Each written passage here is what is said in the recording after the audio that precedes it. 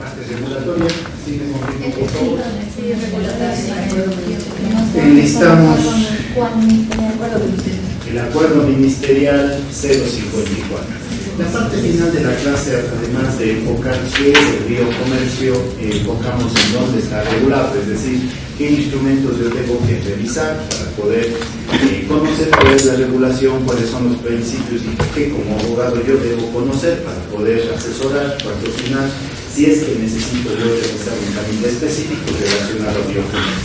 Vemos que tenemos desde normas que componen el derecho internacional hasta, como nosotros los abogados decimos, la última rueda del coche de las normas, un acuerdo ministerial emitido por la autoridad ambiental que está regulando un tema específico sobre una atribución que le ha dado el legislador como el Código Orgánico del Ambiente. Aquí tal vez nos hace falta hacer mención al tema del ente rector, es decir, quién va a estar a cargo de estos procesos regulatorios y de fomento del biocomercio. Y aquí voy a tener yo una responsabilidad compartida. Por un lado, voy a notar que el ente rector en lo que es regulación, por regla general, va a estar encargado o atribuido a la Autoridad Ambiental Nacional. Yo les había dicho que a más de tener el objetivo comercial de buscar un negocio que me genere un rédito económico, un rédito monetario, el tema del biocomercio va a tener que enfocarse similar a lo que decía el CDB, es decir, quiero conservar, quiero usar de forma sostenible y quiero también distribuir de forma equitativa los recursos de la naturaleza. Es decir, el componente regulatorio, insisto, a más del enfoque de tipo comercial, yo voy a tener este abordaje de tipo ambiental, cuya competencia es de la Autoridad Ambiental Nacional. Pero aquí también voy a ver que hay un rol muy importante respecto al tema del fomento. Es decir, yo como Estado lo que quiero es afianzar, masificar, que haya más proyectos relacionados al biocomercio. Y aquí yo voy a tener una competencia compartida entre la Autoridad Ambiental Nacional y el CENESID. Ustedes me van a decir por qué el CENESID, porque precisamente es el órgano rector en todo lo que es conocimiento, ciencia e innovación. Entonces yo voy a querer hacer aquí un match entre estas dos instituciones en función de que se cohesionan, se fusionan estas dos competencias, y voy a querer el impulso de todos los procesos que tengan que ver con biocomercio, ¿sí? Esto sin descuidar y sin desconocer el tema de la conservación, uso sostenible y obviamente buscando evitar lo que tanto mencionamos y habíamos revisado ya en clases previas, afectar el patrimonio genético. Yo lo que más quiero aquí es cuidar la integridad de la genética de los elementos que forman la biodiversidad, y voy a tener esta mezcla de competencias entre la Autoridad Nacional y la CENESID. Esto básicamente nosotros vamos a encontrar regulatoriamente en el CODA. El día de ayer me preguntaba el señor Cabrera, tengo el artículo 80, el 81 del CODA, que genera todo este régimen institucional y este régimen de competencias, incluso las normas que revisamos ayer, va a encontrarse desarrollando.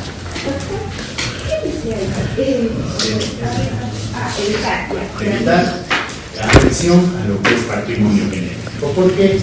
Esto lo conectamos con 401 de la Constitución que decía ayer, que no queremos que exista transgénicos, que no queremos que, incluso cuando analizamos ayer bioseguridad, yo no quiero ni organismos, no quiero ni elementos orgánicos e inorgánicos y todos los procesos y procedimientos que me terminen afectando el patrimonio genético. Insisto, aquí hay una presión súper fuerte tanto del constituyente como del legislador de cuidar ese patrimonio genético que tanto revisamos nosotros en clases previas. Lo que nos toca revisar ahora es precisamente entender cómo yo como abogado, yo como emprendedor, yo como dueño de una empresa, ¿qué debo sacar si quiero iniciar el tema de un proyecto relacionado a biocomercio? De aquí la parte importante y que siempre nosotros como abogados debemos tener en cuenta es el hecho de considerar los títulos habilitantes.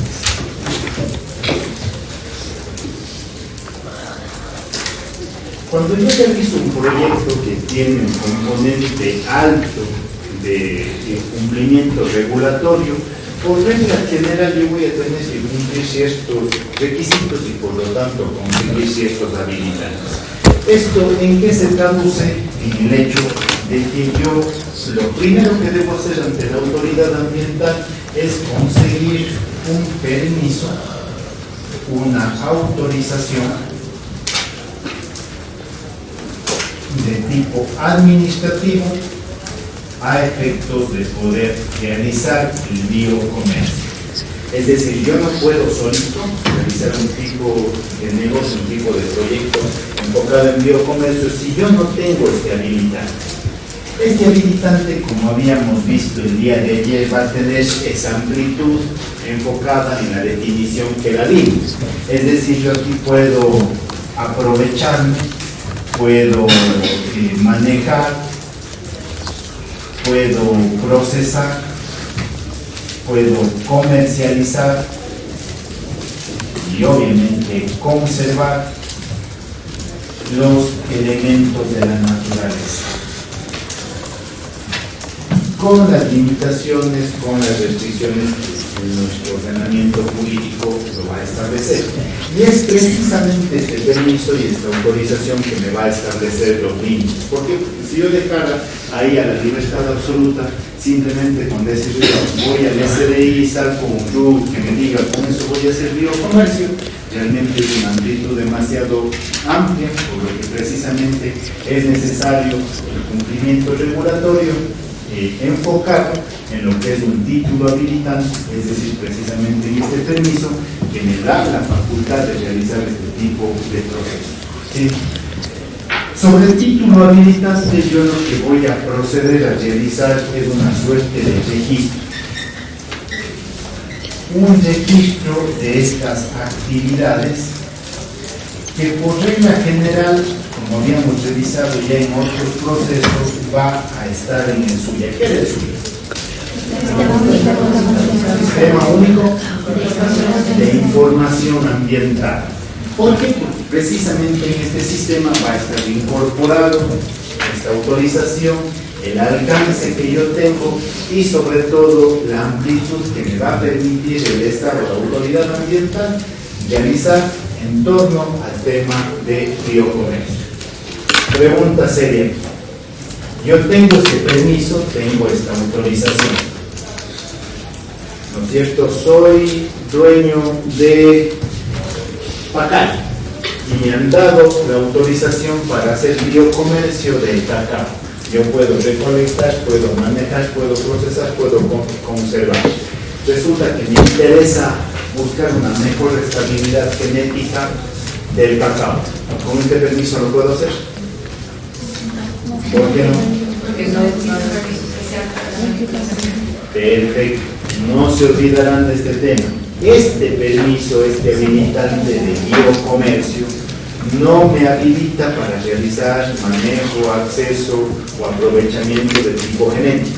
Nosotros ya hicimos esa verificación y justo como dice la señorita Amy, esto no me habilita. Si yo accedo o trato de aprovecharme del patrimonio genético, así sea con los fines más nobles, más sería esto en beneficio del ambiente, esto me va a generar un proceso sancionador, un proceso de aplicación regulatoria por incumplimiento, en el caso del patrimonio genético, de no tener ese habilitante. Porque bajo esta explicación que estamos dando, el único permiso o la amplitud que yo tengo es para el comercio, es decir, el alcance que comprenden los verbos que nosotros ya revisamos en nuestras definiciones. Hecho esto, yo voy a tener un permiso, voy a tener un registro Si ustedes lo quieren revisar, esto está en el 247 del reglamento del COLA, y esto, si no estoy equivocado, son el 246. Es decir, voy conectando mi ley con mi reglamento a efecto de ir entendiendo todos estos componentes regulatorios que yo debo cumplir si quiero dedicarme a realizar una actividad como la que estamos realizando en este momento. Yo les había dicho que dentro de las competencias, y esto me parece relevante, es muy importante el tema del fomento, y es precisamente el acuerdo ministerial que revisamos el día de ayer, o lo mencionamos, el 054, que está impulsando, fomentando, buscando que se masifique, que afiance el biocomercio. Por lo tanto, este reglamento, este acuerdo ministerial, está enfocado en fomentar el biocomercio de aquellas actividades que fortalezcan la conservación ambiental. Entonces, vamos a ver aquí que el Estado busca fomentar el biocomercio en las condiciones que esto favorezca en la mayor medida de lo posible la conservación. Es decir, el Estado, mientras yo más busque conservar, va a buscar darme los mejores instrumentos, los mejores incentivos a efectos de que esto se masifique. Es decir, yo voy a tener un negocio sólido y voy a tener también una solidez en lo que es conservar y en lo que es usar de manera sostenible estos elementos de la biodiversidad. Vuelvo al tema de Ecuagenera, esta empresa Azuaya, entre Cuencana y de Pau, que está haciendo biocomercio con la biodiversidad.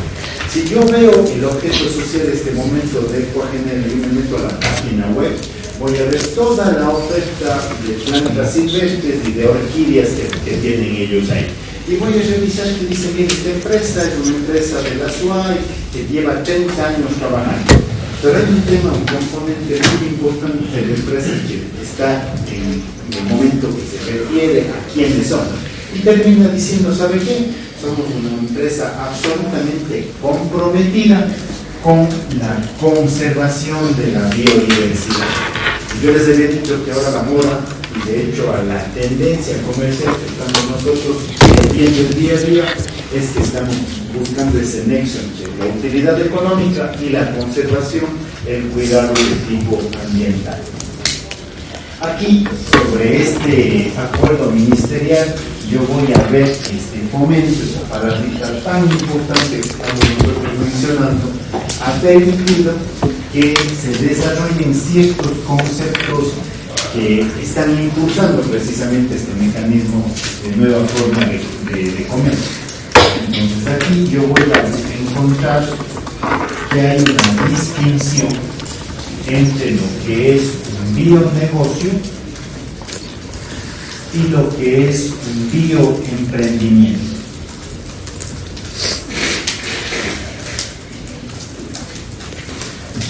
Por sentido común, ¿ustedes qué entienden o cuál sería la diferencia entre lo que es un negocio y lo que es un emprendimiento? Señorita Farfán, ¿qué opina usted?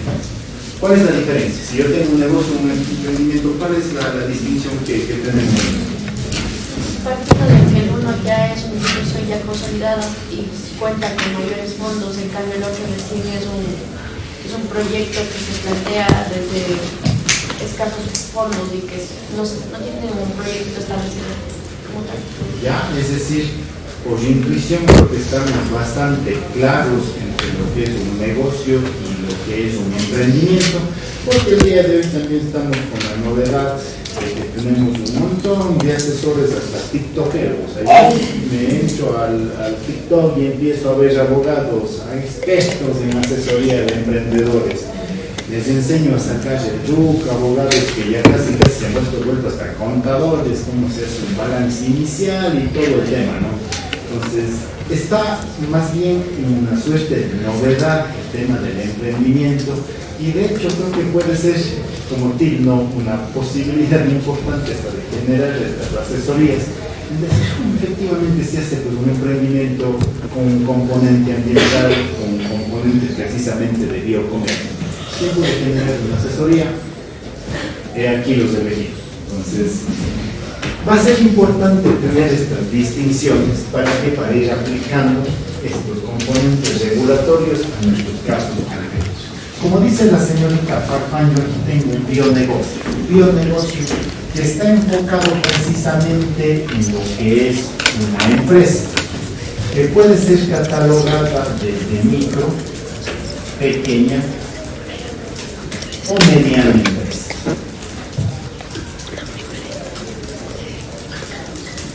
Y está enfocada precisamente en actividades biocomerciales. Yo aquí les doy un tip siempre que es importante, un tema vinculado al derecho de los negocios. Cuando yo empiezo a desarrollar este tipo de proyectos o actividades, siempre va a ser importante categorizar el negocio, la empresa, de acuerdo a un segmento específico.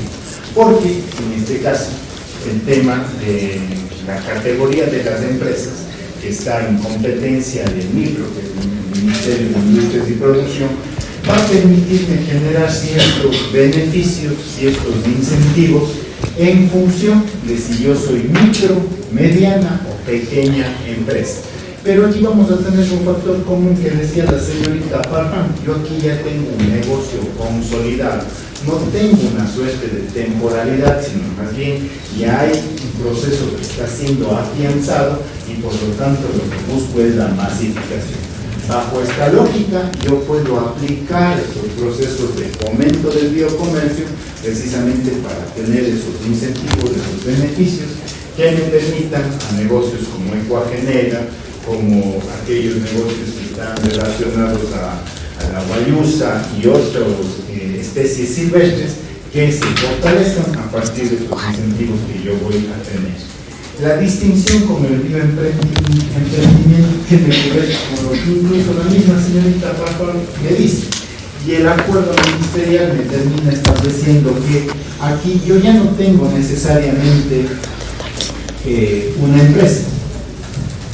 Habla de que tengo una actividad proyectada a 5 años que está enfocada en el tema de biocomercio. Aquí un comentario, es interesante a veces entender el tema del emprendimiento y a veces chiste en medio de la tristeza para quienes somos de cierta u otra manera emprendedores, porque todo el mundo que se dedica a una actividad comercial y desde las instituciones financieras sabe que más o menos hay una proyección de 5 años, de 3 a 5 años, en donde todo emprendimiento se afianza o quiebra.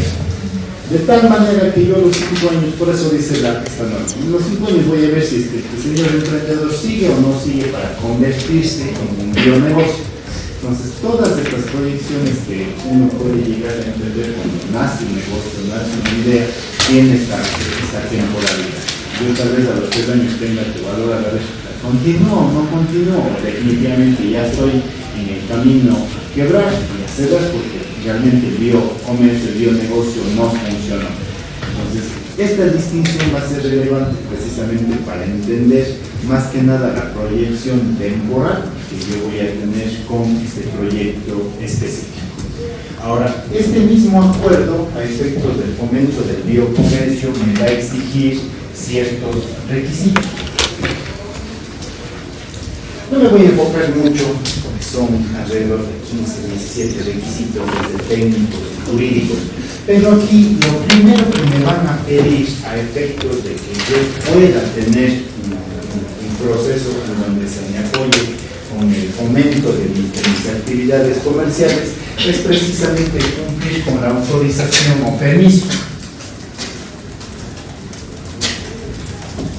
Si yo tengo la autorización o permiso, básicamente puedo iniciar un trámite acá para que se me apliquen incentivos y procesos de fomento de mi actividad comercial. Aquí yo también tendré que acreditar que cuento con los elementos técnicos, económicos y jurídicos que me permitan viabilizar mi proyecto económico. Cumplidos los requisitos, aquí me van a dar un certificado, a través del cual yo completo mi proceso de tener un título habilitante y a la vez la regulación me permite tener este certificado que incluso a nivel internacional me acredita que estoy realizando una actividad de tipo productivo, una actividad vinculada a la protección ambiental. Les había insistido en clases previas que esto es, insisto, la novedad que tenemos ahora en la forma de realizar negocios. El tema es este proyecto de Ecuagenera.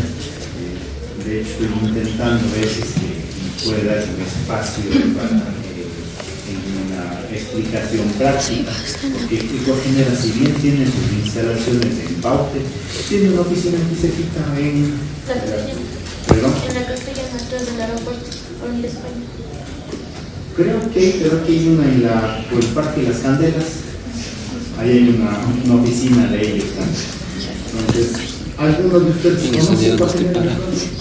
¿Han ido? La que está al lado del aeropuerto. ¿Y qué han encontrado? En general le promocionan todo lo que es la semilla y también hacen el tema de la promoción de los pesticidas. Ya. Y está justo al lado de Pix, por eso te conozco. Ya. O sea, ese no es, pero el que está acá, ese sí estoy segurísimo que es el Ecuagenera. Y lo que estoy tratando de gestionar con este gerente, porque no va a ser complicado una movilización, es realizar un proceso donde el mismo gerente de Ecuagenera de pronto nos dé un espacio de explicación de cómo él empezó en su momento con su bioemprendimiento, es decir, cómo pasó esos primeros 5 años de extremo sufrimiento, que es lo que dice.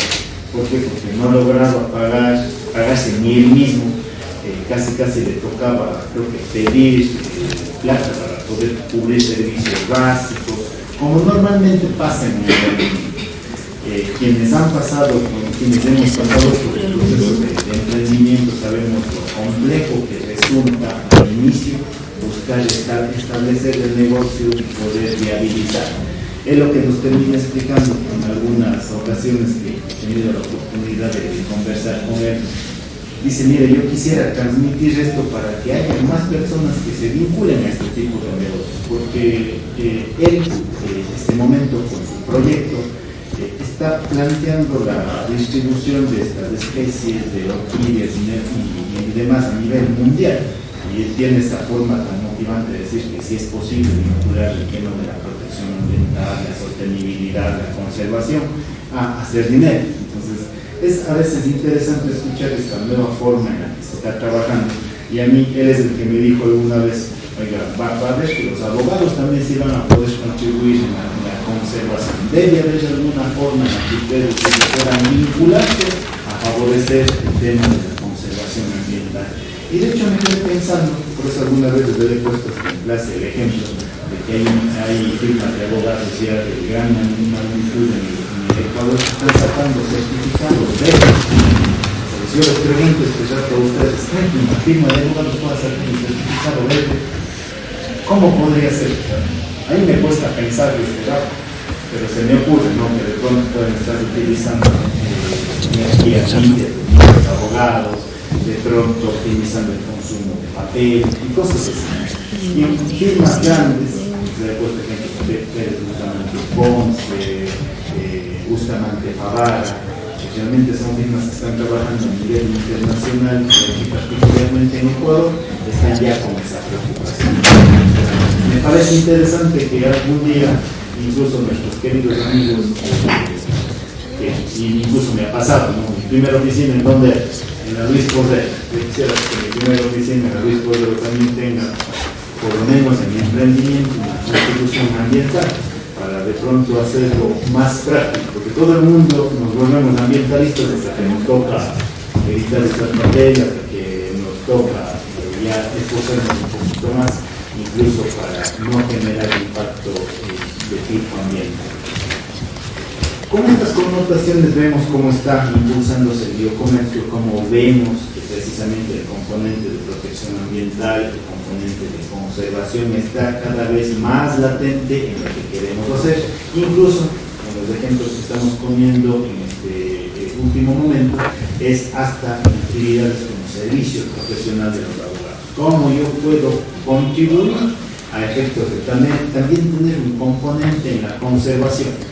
Creo que no sería, insisto, descabellado pensar algo así y que nuestras próximas oficinas, nuestros próximos consultorios o firmas de abogados tengan ya una suerte de contribución ambiental. Tal vez no directamente en el biocomercio, porque efectivamente nosotros no trabajamos en torno a la vida silvestre directamente, pero sí de pronto con componentes de tipo ambiental que apoyen a la sostenibilidad.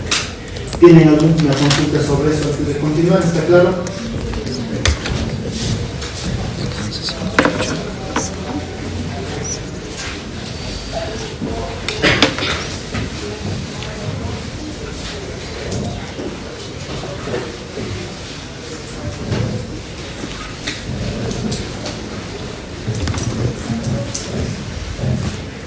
El siguiente tema que vamos a revisar el día de hoy es servicios ambientales.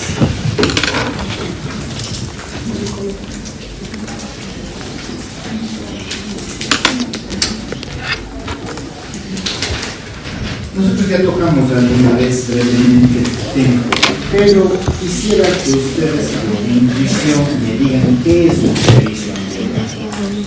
Señorita Rojas, ayúdenme a pensar qué será un servicio ambiental.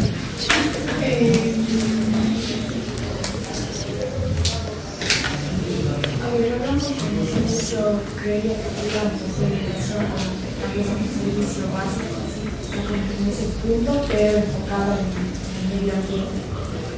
Ya, un servicio básico que O sea, puede estar... estamos viendo como un servicio básico, decimos que es la luz. Ya. Entonces, es un servicio que utilizamos todas las personas. Ya. Entonces, quería que pudiéramos hacer diferencia en ese punto, pero enfocado en cuidar el medio ambiente y todo eso. Ya, como una prestación, señor Cabrera. Ya hay una prestación. ¿Qué más tengo? Ya hay una prestación, hay un beneficio, dice la señorita Débora. Beneficio. ¿Qué más tengo? Los servicios ambientales, como su nombre lo dice, son los servicios que provee el medio ambiente. Tanto así que se llega, siempre que hablo de este tema en clases, insisto, tanto así que hasta el paisaje se considera un servicio ambiental. Es cualquier servicio proveído por el medio ambiente. Cualquier servicio o beneficio que me da el medio ambiente. Señorita Pacheco, yo me voy a Cajas. ¿Qué servicio ambiental en función de lo que vamos desarrollando usted puede encontrar si me voy a Cajas? O sea, yo creo que en el Cajas podemos encontrar algunos servicios ambientales, como podría ser la recreación, pueden ser los paisajísticos, también recursos más básicos como el agua que nos da. O sea, yo creo que coincido con los compañeros, porque creo que son todos los diferentes tipos de prestaciones que nos pueden dar desde el medio ambiente, pero a través de la conservación. O sea, pueden ser desde los básicos como el agua, pueden ser desde la recreación. Volvemos a tener una motivación aquí, ¿no? O sea, existe lo que dice la señorita Pacheco.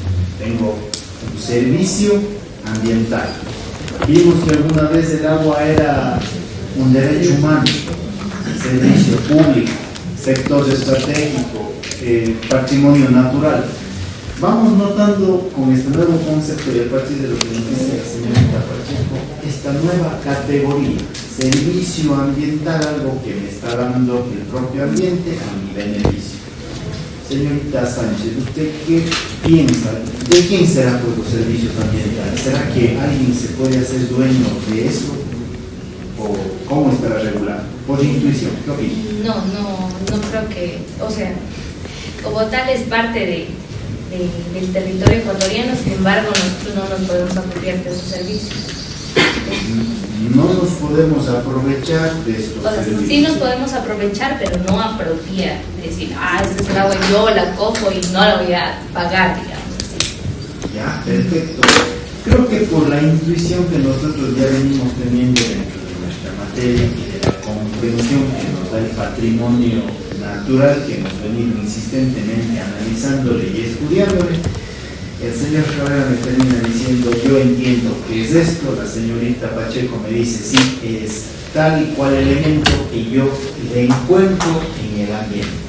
Y precisamente es eso. A mí me gustó las palabras que ustedes me sacan: prestación, beneficio, que me da quién.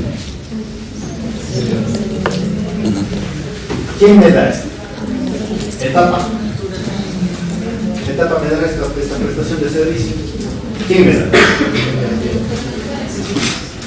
Precisamente la naturaleza y posiblemente en muchos de los casos sus ecosistemas.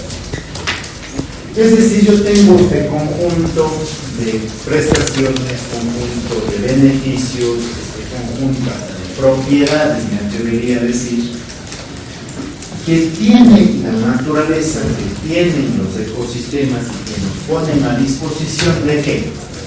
Del ser humano, del planeta y obviamente aquí de la misma naturaleza. Es decir, aquí hay un ciclo interesante donde tengo unos servicios que se están generando dentro de la propia naturaleza para la propia naturaleza, y obviamente yo soy parte de la naturaleza. Aquí vamos a entender una lógica también importante que nosotros ya lo revisamos oportunamente en nuestra Constitución de la República, y me parece que el día de ayer lo volvimos a tocar en el artículo 74. Yo aquí tenía dos concepciones que eran relevantes. Por un lado, yo tenía el derecho de las personas de aprovecharme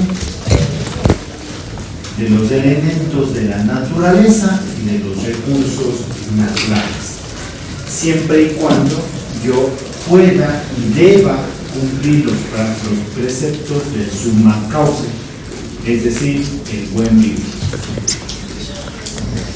Pero adicionalmente este mismo artículo me regula sobre lo que son los servicios ambientales. Y como la señorita Sánchez ha leído la Constitución, aquí expresamente me termina diciendo: verá que estos no pueden ser apropiados por ninguna persona. Es decir, lo único que yo voy a tener aquí es un rol del Estado que se encarga de regular todo lo que es su uso, su aprovechamiento, hasta prestación, es decir, cómo se le va a dar, cómo se le va a brindar el tema de estos servicios ambientales. Vamos a notar que este artículo 74 va a ser objeto de desarrollo en CODA respecto al ente rector, y yo voy a notar aquí también que nuevamente la Autoridad Ambiental Nacional asume un rol protagónico respecto de todo lo que es la regulación de servicios de tipo ambiental. Lo que nos corresponde revisar, entendiendo ya lo que es un concepto, entendiendo quién es el órgano rector, es una suerte de clasificación, es decir, poder determinar con claridad qué tipo de servicios ambientales yo puedo llegar a tener. Dentro de esto yo voy a tener algunas posibilidades. Primero, la primera categoría de servicio ambiental que existe es el de aprovisionamiento.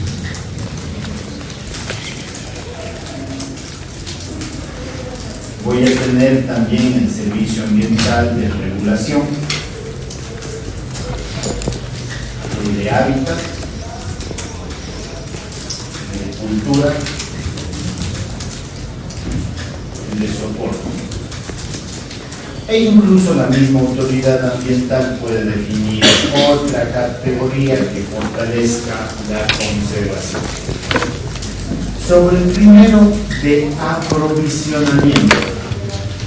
Creo que el mejor ejemplo que yo puedo tener aquí sobre qué servicio ambiental me da la naturaleza es el tema de alimentos.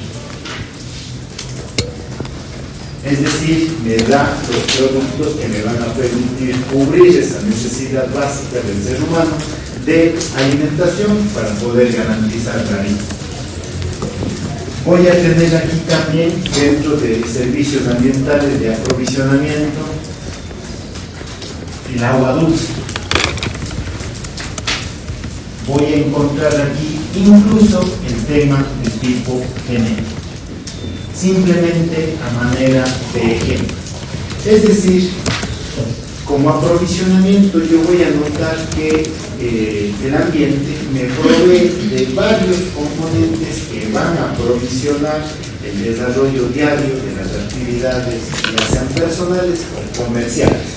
Tanto así que yo me atrevería a decir que incluso dentro del aprovisionamiento puedo tener materia prima. La pregunta relevante acá, quiero que ustedes me ayuden a descavar esta complicación que yo tengo. Si es que hay una regulación, la señorita Sánchez me dice, ¿sabe que los servicios ambientales no pueden ser apropiados? Yo este rato estoy diciendo, miren, que hay servicios ambientales de aprovisionamiento.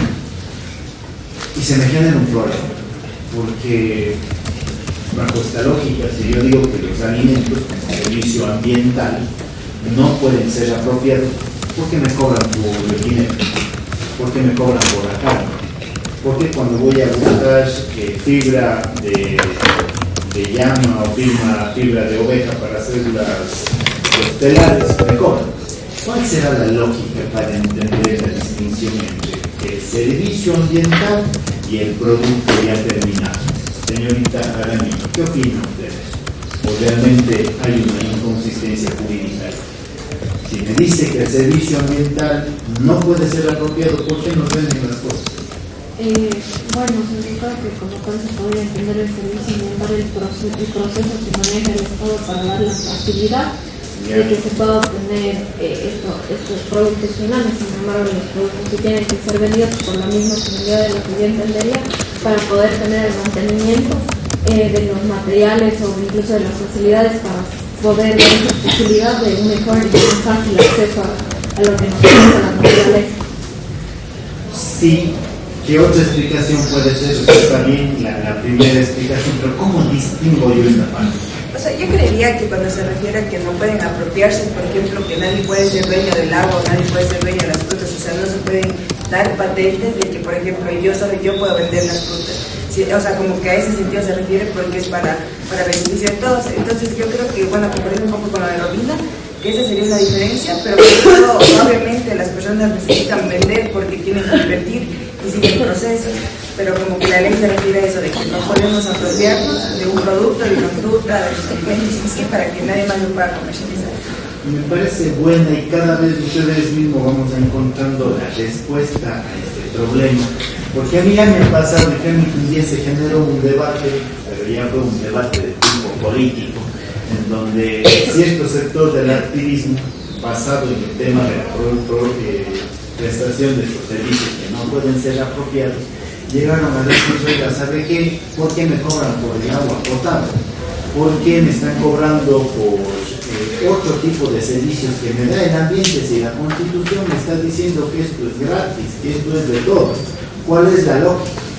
Entonces, creo que es importante también dejar explicado este tema para que cuando se genere una discusión como esta, yo poder, como lo hace la señorita Jaramillo, la señorita Pacheco, entender la lógica que está buscando la Constitución y los elementos regulatorios en esta materia. Por el hecho de que sí, precisamente lo que me está diciendo aquí es que no me puedo apropiar del hecho del servicio que está generándose ambientalmente. Es decir, yo, Daniel, no puedo decir, oye, en Ecuador, Daniel es dueño de la producción de alimentos. ¿Por qué? Porque eso es un servicio público que naturalmente se está generando.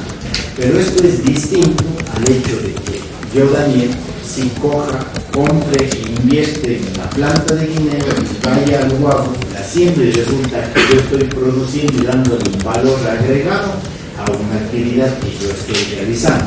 Eso es parte incluso ya de un nexo distinto que tengo yo con el derecho a realizar actividades comerciales e incidir al derecho a la empresa. Entonces, aquí una primera explicación es que no podemos confundir lo que es la prohibición de no apropiarnos de los servicios ambientales, como es el hecho de que la naturaleza genera por sí mismo provisión de alimentos, producción de agua dulce, al hecho de prestación de servicios que tienen valor agregado por el componente humano que yo le estoy poniendo ahí. Por lo tanto, si alguien viene y me dice, ¿sabe qué? Etapa no debe cobrar porque me está básicamente aprovechándose del servicio natural de ese que es el agua dulce, es un error. ¿Por qué? Porque yo voy a ver que Etapa como empresa pública, ¿qué está haciendo? ¿Está simplemente cogiendo el agua dulce y apropiándose? No. Está realizando un proceso técnico, un proceso con valor agregado que obviamente va a implicar la prestación de un tributo, en este caso una contribución por el valor que se está generando por dicho servicio generado ya por la empresa pública. Esta lógica entendámosla precisamente para no generar esa confusión y el debate acá muy acalorado que a veces se genera desde esas perspectivas a veces demasiado cerradas de ambientalistas que creen que todo es gratis, que todo hay que mantenerlo inalterable, cuando hay una explicación un poco más de fondo como la que estamos haciendo el ejemplo. ¿Sí? Continuando con la explicación de estos servicios, nuestra clasificación, voy a tener también el tema regulatorio. Aquí yo voy a tener que los servicios en sí mismo, el ambiente, me va a apoyar para un tema climático. Es decir, voy a tener aquí como manera de ejemplo que como servicio ambiental ciertos humedales, ciertas zonas se van a favorecer el tema de la lluvia. Y eso es un servicio ambiental de tipo natural que viene por sí solo generándose sin necesidad de que el ser humano intervenga. Voy a tener aquí también un tema regulatorio como servicio ambiental relacionado a la calidad del agua y la calidad del aire. Y vuelvo con el tema de lo que la señorita Pacheco me dice que pasa en el PAC. Hay muchos técnicos que nos terminan sosteniendo, por ejemplo, los humedales, todos los musgos que existen en los páramos, nos ayudan para un proceso de filtración. Yo voy a ver aquí que tengo un servicio ambiental, por ejemplo, en el Cacas, en donde el agua, a través de los humedales, se filtra y cada vez que atraviesa este proceso me da una mejor calidad de agua más limpia, agua más pura, que garantice la calidad de vida de las personas. Y sobre el aire, ¿qué servicio ambiental creen que yo pueda tener sobre el aire? ¿Qué se les ocurre? ¿Qué hacen las plantas con el aire? Generan energía. ¿Qué más harán? ¿Qué pasa cuando hay mucha contaminación? ¿Para qué siembran más árboles? Tengo la captación del CO2. Un servicio ambiental que obviamente tampoco es que me puedo aprovechar.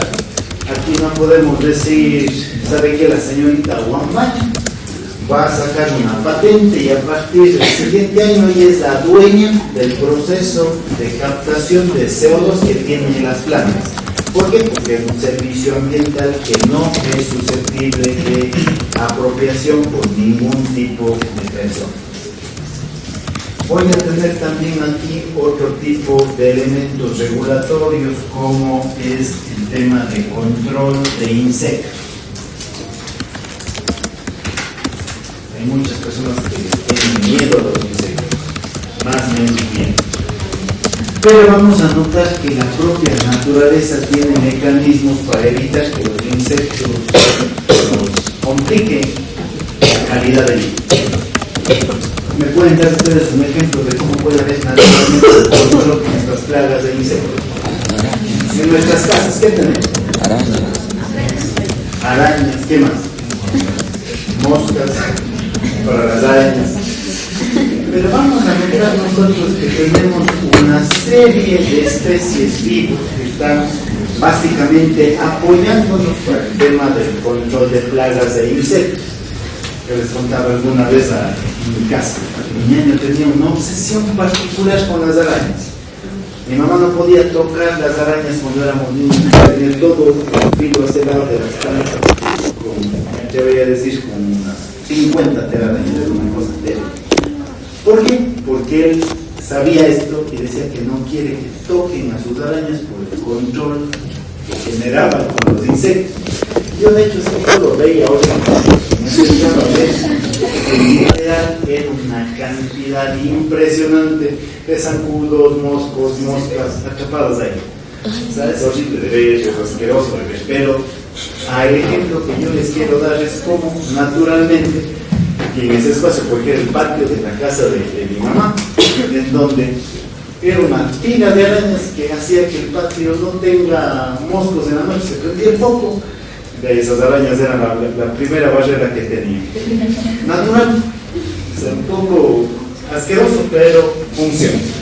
La misma cosa pasa con lo que son las aves. Las aves también forman parte de esos mecanismos para atrapar y controlar los insectos y las plagas que nos pueden generar perjuicios. Aquí voy a tener también otro tipo de cuestiones regulatorias como son el control de desastres. ¿Alguien ha escuchado la Josefina? ¿Qué pasó?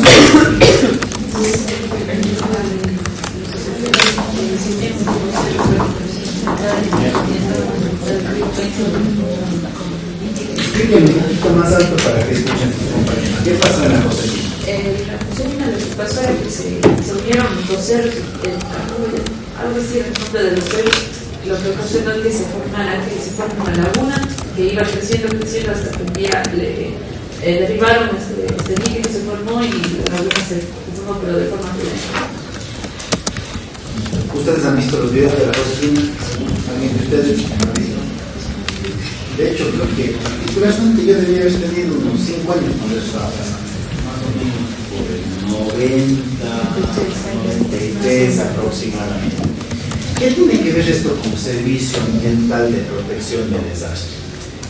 El ser humano en su actividad motivada de generar plata en su momento sin cuidado a la naturaleza, sin cuidado a los servicios ambientales, como dice la señorita Guamán, se dedicaron a sacar material árido y fértil de la zona del descanso.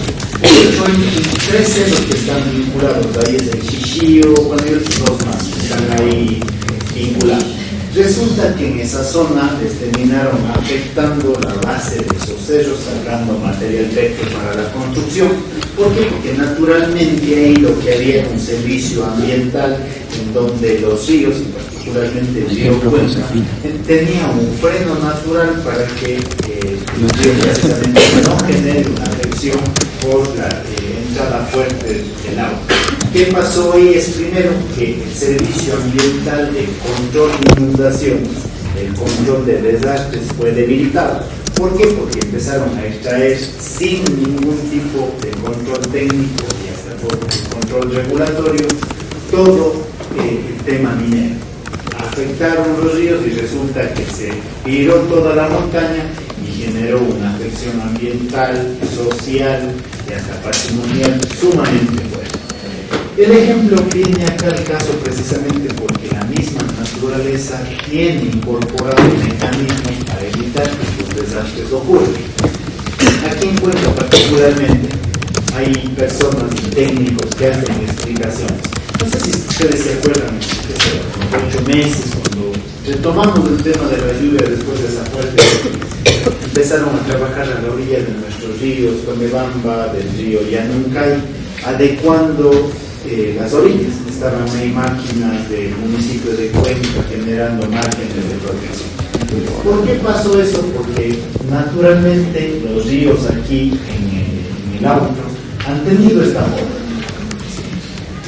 ¿Cuál era el objetivo, o más más bien el servicio ambiental que nosotros encontramos en esta forma de los ríos es precisamente que naturalmente viene a generarse como una suerte de frenos naturales cuando hay crecientes, es decir, llueve y naturalmente empieza el río con la fuerza del agua, se frena, evitando las inundaciones. ¿Qué pasó con la intervención de nuestros queridos seres humanos? Es que el río empezó a tener esta forma. Y resulta que acá en la zona de Puestas del Sol, como el río ya venía casi recto, ya no tenía frenos naturales y todo Puestas del Sol estaba inundado. O todas las zonas de acá abajo de la ciudad de Álvarez empezaban a inundar, precisamente porque este servicio ambiental fue afectado. Lo que hicieron etapa en este caso con maquinaria es volver a contener aquí estos diques que son frenos naturales y lograr que el río otra vez empiece a cumplir esta función, este servicio ambiental de control de desastres como un servicio propiamente de la naturaleza y que en este caso tuvo que ser recuperado porque el ser humano a través de sus acciones generó este proceso de desgaste natural. ¿Sí? Tema de agua. Creo que este es el ejemplo más fácil de poner sobre cuál es el servicio ambiental que yo voy a encontrar aquí, porque precisamente aquí es el lugar en donde el ser humano o la naturaleza existe. Es decir, es mi casa. Yo tengo el hábitat y esto forma parte de mi servicio ambiental, ese espacio natural que me está proveyendo en sí el medio ambiente para yo poder desarrollar mi vida. El tema de cultura. Aquí creo que el ejemplo que nos ponía el señor Cabrera al inicio, pues, en clase, era aquí la naturaleza dice, me termina dando paisaje, me termina dando distracción. Y cómo no también un tema de tipo espiritual. Me van a decir, pero ¿qué servicio ambiental espiritual ustedes van a encontrar aquí? ¿Conocen ustedes las personas que hacen yoga? ¿En dónde están las personas que hacen yoga? Están en los parques, en la orilla de los ríos, están ahí conectándose con la naturaleza y demás. De hecho, yo mismo a veces he estado con niveles de estrés súper fuertes y que me he ido acá sentado ahí conectado con el agua para que buscar de esa manera que el estrés se vaya, que la mente se recupere de cualquier proceso fuerte que pudo haber llegado a pasar. Es decir, tengo ejemplos de conexión espiritual, tengo la dispersión y tengo el paisaje como servicio de tipo cultural. Tema de soporte. Es obvio que como servicio ambiental yo voy a tener aquí el tema de la fotosíntesis. ¿Qué es la fotosíntesis? ¿Ya? Un proceso natural que hace las plantas a efectos de qué? ¿Para qué se hace la fotosíntesis? Para producir su propio alimento y básicamente lo hace la planta para generar su energía y poder vivir. Tengo aquí también el tema de la polinización. Pregunta seria aquí, señorita Tarihuana, ¿qué tan importante es la polinización? No es tan importante. ¿No es importante o más o menos importante? Señorita Méndez, apoye. Sí es importante, ya que gracias a la polinización es que existen por ejemplo, las especies de las plantas se distribuyen a las partes de campo. Sigue existiendo la... ¿Qué pasará si no hay polinización, señor Kim? No hubiera alimentos. Es decir, Es que la polinización, o sea, las abejas dentro del polen llevan el polen hacia las plantas y ahí se meten las semillas que después se dispersan a otros campos para que se produzcan más plantas. Entonces de ahí, no sé, por lo que he visto de la película B-Movie, y ahí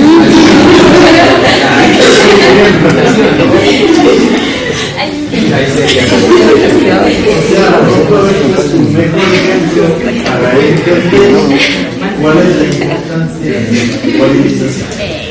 Ahora, ¿por qué les hacía yo mención a esto? Un poco para irnos a cuestión práctica. Parece que es algo no tan importante, la abeja, que pereza, que miedo que me pique, cosas así.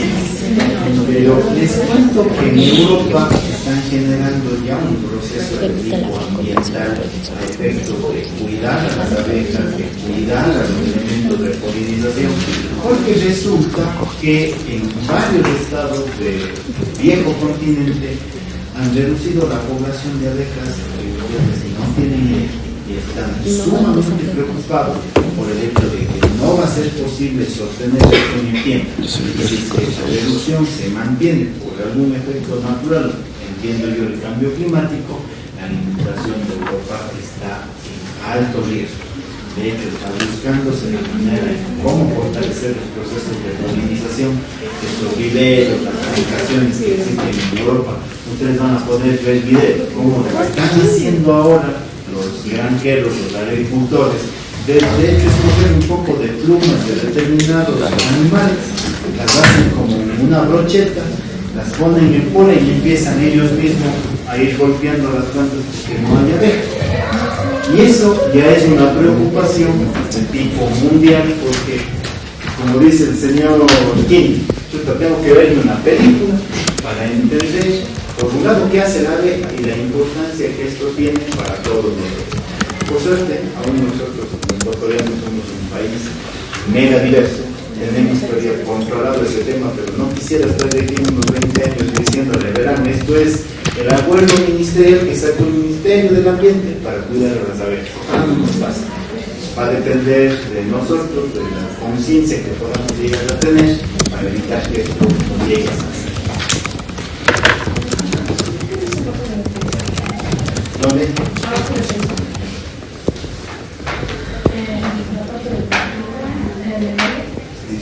Dispersión.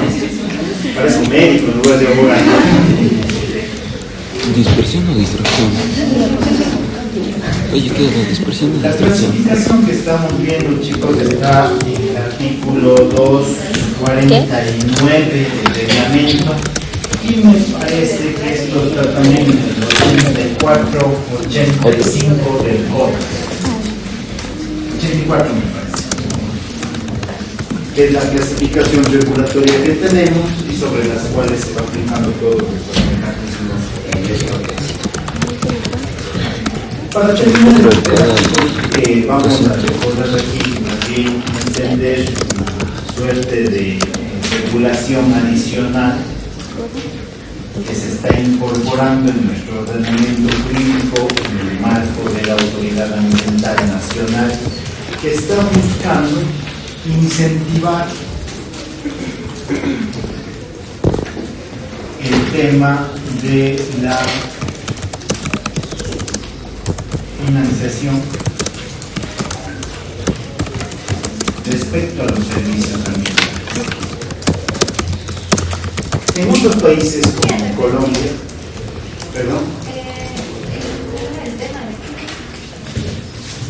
incentivo de financiamiento de los servicios ambientales. En países como Colombia, Perú, Bolivia, se está ya generando una suerte de concepto que se denomina pago por los servicios ambientales.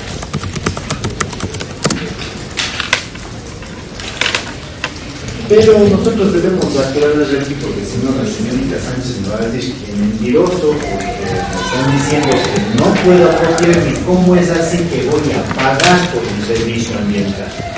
Pero la lógica no es en sí porque voy a pagar por el servicio, sino el pago por servicios ambientales tiene que ver precisamente con el hecho de que va a haber personas o familias que están apoyando a la conservación de los servicios ambientales. De tal manera que el Estado y su regulación lo que está buscando es precisamente encontrar los recursos económicos del financiamiento para poder hacer que las personas que están dedicadas a la conservación tengan una retribución económica. Es decir, no abandonen estos lugares donde se están generando los servicios ambientales y les diga, ¿sabe qué? Le voy a pagar un básico, le voy a pagar 2, 3 remuneraciones básicas unificadas para que su familia se mantenga conservando esta zona que está generando servicios de tipo ambiental. De hecho, también es un componente novedoso regulatorio que está buscando afianzar este tipo de procesos y lograr que efectivamente se pueda conservar los mismos y evitar el tipo de afección a derechos ambientales. Esta es la última parte que vamos a ver dentro de los servicios ambientales. Esto lo van a poder encontrar ustedes dentro del artículo 85, 87 del COLA, que precisamente está impulsando el tema del financiamiento y básicamente generando ese proceso permanente de seguimiento y control que tiene la Autoridad Ambiental Nacional dentro de sus procesos de fomento. ¿Sí? Con eso terminamos servicios ambientales, chicos. ¿Tienen alguna duda? ¿Está claro?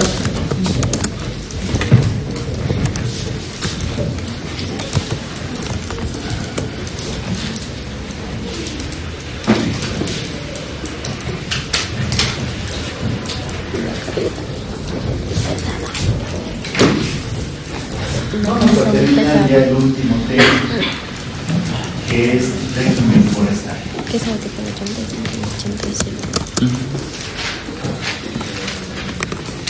El régimen forestal, chicos, está concebido como una suerte de sistema. Un sistema que está buscando algunas actividades en este sector, entre ellos la conservación, busca el uso sostenible,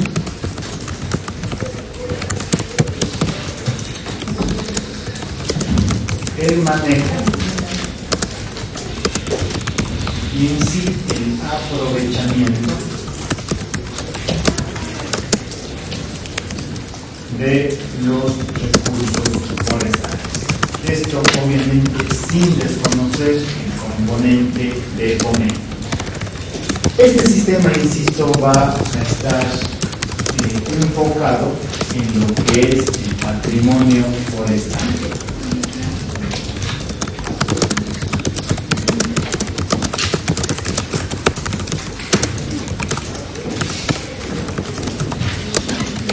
Este sistema lo que busca es entender cuál es precisamente todos los elementos que forman parte del patrimonio forestal para poder tener regulado de manera adecuada todos los mecanismos a través de los cuales va a conservarse, va a aprovecharse y va a fomentarse todos los mecanismos en torno a estos elementos. El ente rector en esta materia va a ser la Autoridad Ambiental Nacional y lo que vamos a notar es que existe una suerte de marco regulatorio que respecto de cada una de estas actividades me va a permitir la aplicación o la limitación de una o X actividades específicas que yo puedo llegar a tener. Importante para terminar la clase de hoy, chicos, entendiendo qué es régimen forestal, yo voy a dejar simplemente explicado qué clasificación me ha establecido el ordenamiento jurídico para poder comprender de qué está conformado este patrimonio forestal. Que ojo, ya les había explicado en otra clase, no es lo mismo, no siempre coincide el patrimonio forestal con área protegida. Bueno, no generemos esa confusión. Y yo creo que en la misma sentencia que habrán revisado en el tema de Loma Larga hacen esas distinciones, lo que es un área protegida de lo que es un régimen forestal con sus regulaciones específicas. ¿De qué está compuesto el patrimonio forestal del Ecuador? Primero vamos a ver que tengo aquí los bosques naturales y también están las tierras con aptitud forestal.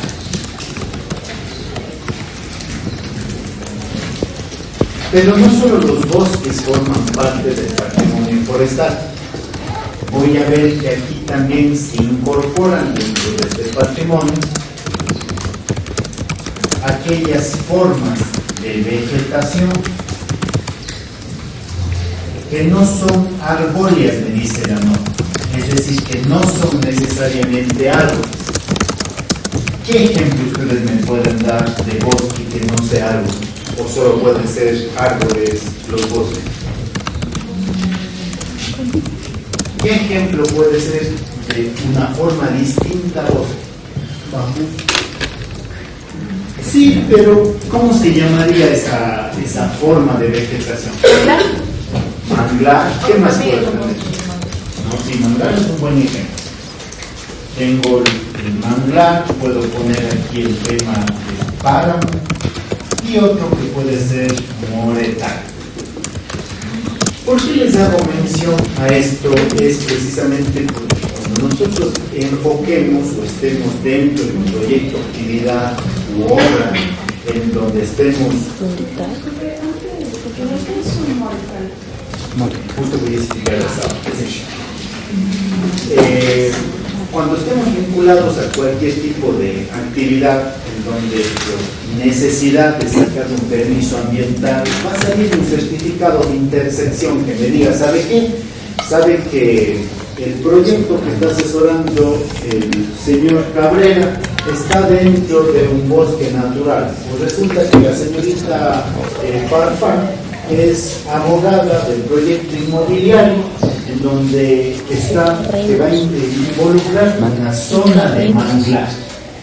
¿Por qué es importante entender este tema? Porque en el momento que yo tengo un certificado de intersección que vincula algún elemento del patrimonio forestal, lo primero que tengo que pensarlo como abogado es ver qué elemento regulatorio tengo que aplicar para ver si puedo o si es que yo no puedo realizar determinado proyecto.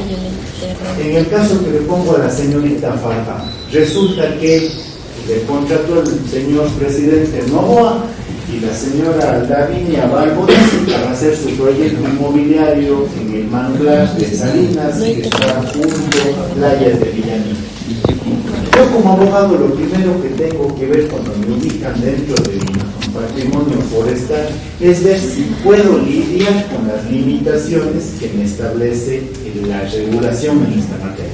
Recuerden ustedes la sentencia que revisamos en Ambiental 1 y había una en específico que me hablaba sobre el tema de los manglares, que era la inconstitucionalidad sobre el reglamento código.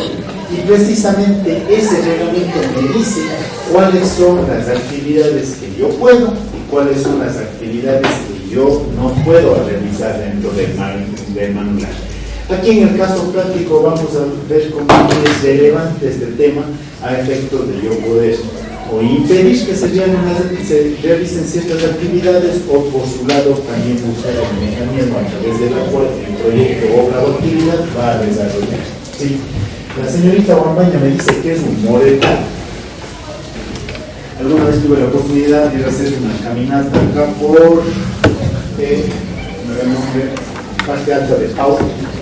Y es la primera vez que conocí un moretal. ¿Qué es un moretal? De hecho es una forma de vegetación donde no necesariamente hay árboles, sino hay como unos entretejidos de morras, de plantas que son con sujeto medio con espinas, entonces uno no puede acceder ahí. De hecho, acá incluso en la zona de Totorillas, que es de Victoria del Portete, también hay una serie de moretales. ¿Por qué? Porque es una vegetación distinta a árboles. Yo no tengo un tronco, toda una suerte de hojas, sino es un montón de tejidos de diferentes vegetaciones que principalmente aloja aves y especies roedoras. Esa es la distinción. El objeto de esta explicación es precisamente distinguir que no solo los bosques forman parte del patrimonio forestal. Vamos a ver aquí, insisto, tengo manglar, tengo los páramos. Los páramos no necesariamente vamos a ver principalmente pajas y otro tipo de vegetación. Y los moretales que me estoy terminando de explicar acá. El siguiente elemento que forma parte del patrimonio natural están los bosques, vegetación protectora.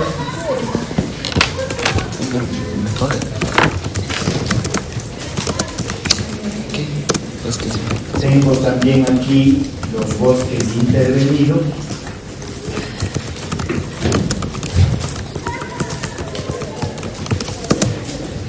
O también llamados secundarios. Y finalmente tengo aquí las áreas ecológicas y también las que se encuentran en proceso de restauración.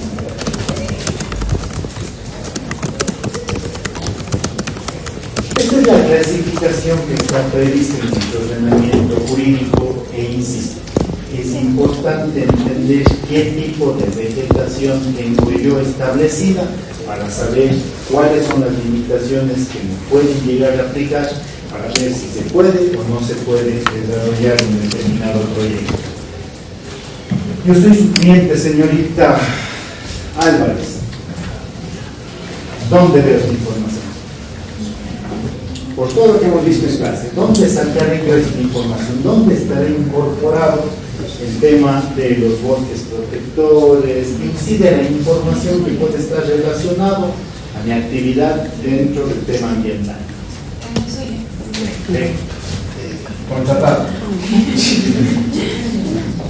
Es decir, yo tengo que aprovechar la información que está en el suyo con la finalidad de poder responderle precisamente cómo está el tema, insisto, del SNAP, cómo está el tema de áreas intangibles, de zonas frágiles y particularmente del régimen forestal. Ahí están las respuestas para que ustedes como abogados no solo seamos, nos notemos especialistas, sino que elegimos esta u otra profesión y hay que básicamente al cliente demostrar que conocemos y dominamos el tema, porque no cualquier abogado va a saber dónde está la información ambiental, cuáles son los instrumentos que voy a utilizar dentro de una asesoría específica. Quedamos por ahí, chicos, les agradezco mucho y suerte en el examen.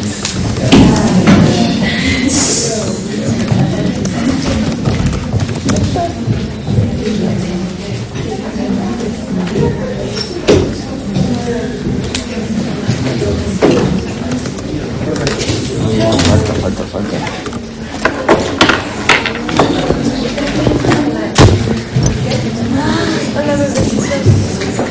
Uy, ¿qué es? Te juro que la Niki es horrible sentarse al lado de ella. Es la persona que más rompe los huevos. Sí, más rompe los huevos. Porque jode. Chinga.